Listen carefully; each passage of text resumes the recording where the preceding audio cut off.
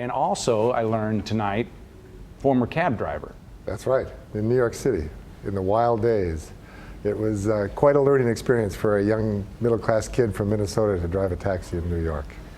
No GPS back then either, I guess. No, not at all. You just cruised up and down, you know. You didn't even have to know where to go when you started out with. They gave you a test, but it was not much of a test.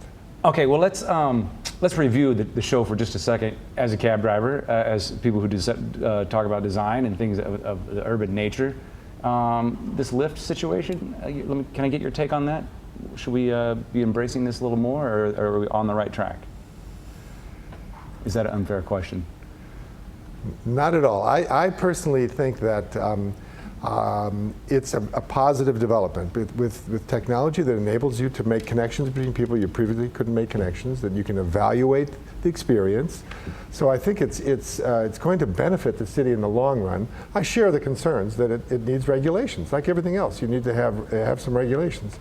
But what it means is that I think it makes living in the city easier, because you have ride sharing, you have car sharing like Zipcar, you have trolleys, you have bikes, you have all these multimodal ways of getting around, and that means that living in a denser urban environment is going to be more viable. It's going to be more attractive. So I think it's good news for the city, but we have to do it right. We shouldn't just plunge forward. Jeff Rainford is I think the city has to pay attention to make sure that somebody doesn't get mugged in this new environment. Patty, do all these things we've talked about tonight kind of do they interact? Do they work together? Yeah, I think actually that definitely with it's interesting, this is a show on transit, and we've lost the word public in the idea of public transit. The Lyft system is essentially a private system that is supplementing another system and on top of the cab system. So I agree there need to be standardized rules for everybody in the city, and at the same time, I think about future models where we might apply some of this technology with social media onto a public system. I think it's possible to think dynamically. One of the issues here, I think, Casey, is that when we look at a lot of what's happening, it's happening right down the central corridor of St. Louis, which is the traditional well-to-do, affluent, prosperous area. And I think the central corridor is taking off now. But what about the north and the south of St. Louis? How do we weave them in? That's why we need a public planning and public transportation. I was excited about the St. Louis streetcar because they're actually talking about going up to Old North, right? Making that connection up into the... So one of my concerns is that everything's happening in that, everything we talked about pretty much was happening in that central corridor, right? So we need to think about how to connect the central corridor to the north and the south. And do we need to think about how we go beyond the western border of the city limits as well? Is this a regional thing that we need to be talking about here? Yes, definitely a regional thing, and I think that's one of the issues in St. Louis is that it's so very hard to work in a thorough way regionally. So for example, Great Rivers Greenway is an amazing agency that's planning and implementing projects across boundaries.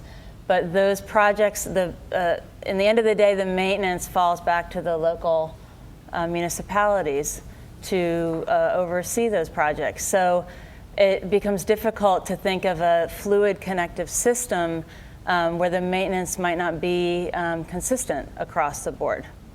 And I want to point out too, speaking of public transportation that we haven't talked about tonight, we can't seem to fit it all into 1 hour. This is a big conversation. So we have kind of dealt with that largely in previous transportation episodes. So that's kind of why maybe we haven't heard as much of that. Mm-hmm. But we've also heard some of this private public kind of overlaps a little bit too. Yeah. Is that fair? Well, as Patty is saying, you have municipalities that have the resources maybe to maintain a segment of the trail. You have municipalities that do not have the resources to maintain bike trails. Well, how do we deal with that? I don't think we want to say that only the most prosperous parts of the region with well-functioning larger city governments are going to have bike trails, right? So we've got to confront these public issues. Is that because it's just not fair and it goes against our sensibilities, or is there a reason that the functionality should spread out for the benefit of all? Well, the important message here is that this is not about transportation serving people in the present urban form, but shaping the urban form.